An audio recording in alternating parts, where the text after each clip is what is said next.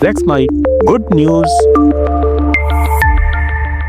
नमस्कार, let's mic पर good news के साथ मैं हूं प्रदक्षिणा। झारखंड में देवघर जिले के गुलीपाथर गांव के समीर अंसारी ने 5 साल तक कुदाल से मिट्टी खोदकर डढ़वा नदी के किनारे एक बांध और तालाब बना दिया है। उनका मकसद था गांव में पानी की कमी दूर करना। पहले लोग उनका मजाक उड़ाते थे, लेकिन समीर ने हार नहीं मानी। उनका ये काम गांव की जल समस्या का समाधान बना और आज लोग इन्हें देवघर का वाटरमैन कहते हैं। पुणे के इंजीनियरों ने सौर ऊर्जा से संचालित अनोखा कृषि रोबोट विकसित किया है। ये विशेष रूप से छोटे और मझोले किसानों के लिए डिजाइन किया गया है, जो सीमित संसाधनों के साथ आधुनिक तकनीक का लाभ उठाना चाहते हैं। ये पारंपरिक ट्रैक्टर का ऐसा छोटा, स्वतंत्र, सस्ता विकल्प है जो बीज बोने, पानी या कीटनाशक स्प्रे, घास काटने और खरपतवार हटाने जैसे काम खुद कर सकता है। ये रोबोट पूरी तरह सोलर पैनल से चलने वाला है, यानी इसे बिजली या डीजल की आवश्यकता नहीं होती। ये अपने ऊपर लगे सोलर पैनल से धूप को सीधे ऊर्जा में बदलकर काम करता है। हालांकि इस किस्म के रोबोट अमेरिका और स्विट्जरलैंड में पहले से काम कर रहे हैं, लेकिन भारत में इसे पहली बार बनाया गया है। नीदरलैंड्स के रॉटरडम शहर में इसी 30 मई को एक अनोखा संग्रहालय खुला है।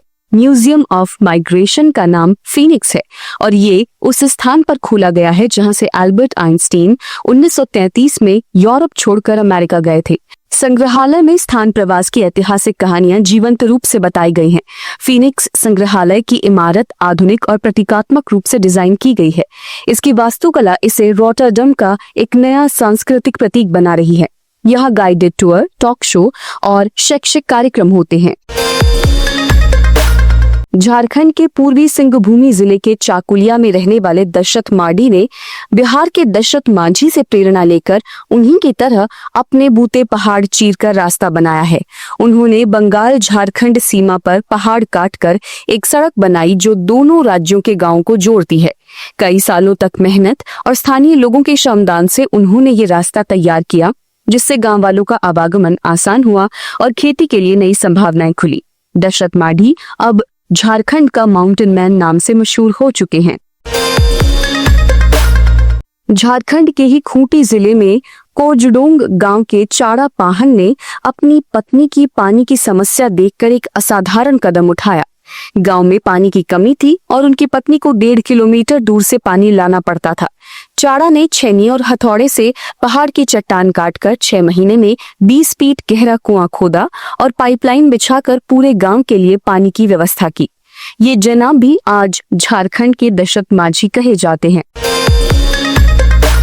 अब बात सुलभ इंटरनेशनल म्यूजियम ऑफ टॉयलेट्स की, जो राजधानी दिल्ली का एक मशहूर टूरिस्ट स्पॉट बन चुका है। ये दुनिया का एकमात्र म्यूजियम है जो शौचालयों के इतिहास को समर्पित है। 1992 में डॉक्टर बिंदेश्वर पाठक ने इसकी स्थापना की थी। ये म्यूजियम 3000 ईसा पूर्व के चेम्बर पॉट से लेकर रोमन सम्राटों के सोने चांदी के शौचालयों और आधुनिक डिजाइन तक को प्रदर्शित करता है। इसका उद्देश्य स्वच्छता के प्रति जागरूकता फैलाना है। टाइम पत्रिका ने इसे दुनिया के 10 सबसे अजीब म्यूजियम्स में शामिल किया है। यहाँ आप शौचालयों का इतिहास मजेदार और शिक्षाप्रद तरीके से जान सकते हैं। मध्य प्रदेश में टीकमगढ़ जिले के दीपचंद आदिवासी और उनकी पत्नी ने बंजर जमीन को हरा भरा करने के लिए 5 साल में 15 फीट गहरा कुआं खोद डाला।